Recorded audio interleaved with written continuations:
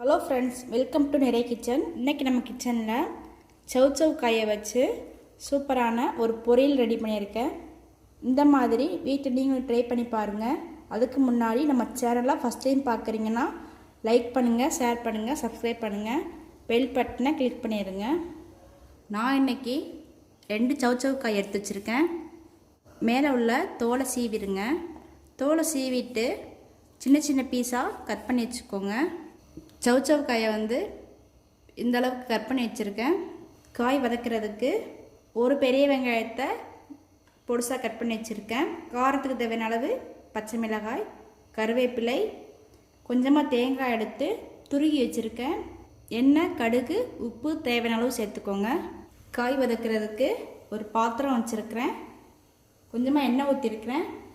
எண்ணெய் ஹீட் ஆயிடுச்சு. கடுகு பொரிஞ்சிருச்சு. பச்சை மிளகாயும் கருவேப்பிலை சேர்த்துருங்க. கட் பண்ணி வச்சுருக்கிறேன் வெங்காயத்தை சேர்த்து வதக்கிடுங்க. வெங்காயம் வதங்குறதுக்கு உப்பு சேர்த்துருக்கேன். வெங்காயம் நல்லா வதங்கி வரட்டும். வெங்காயம் இந்த அளவுக்கு வதங்கவும் அலசி வச்சுருக்கிற காயை சேர்த்துருங்க.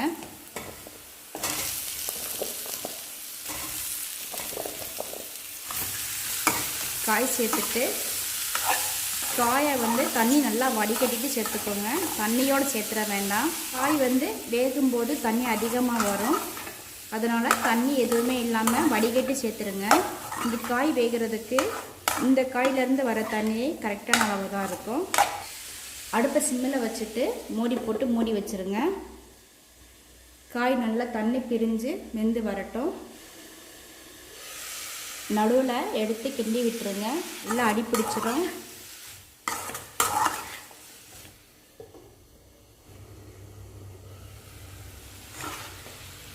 பாருங்கள், நம்ம தண்ணி எதுவுமே சேர்க்கலை.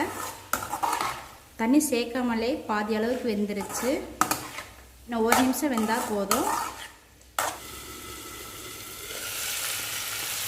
காய் நல்லா வெந்துருச்சு. பாருங்கள், தண்ணியெலாம் கொஞ்சம் கூட இல்லாமல் நல்ல காய் வெந்துருச்சு.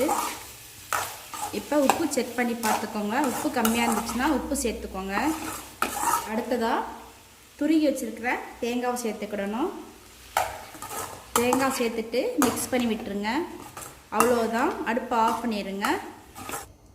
பார்க்குறதுக்கே சூப்பராக இருக்கும். டேஸ்ட்டும் அவ்வளோ அருமையாக இருக்கும். நீங்களும் இந்த மாதிரி வீட்டில் ட்ரை பண்ணி பாருங்கள். என்னுடைய சமையல் உங்களுக்கு பிடிச்சிருந்துச்சுன்னா லைக் பண்ணுங்கள், ஷேர் பண்ணுங்கள், சப்ஸ்கிரைப் பண்ணுங்கள், பெல் பட்டனை கிளிக் பண்ணிடுங்க.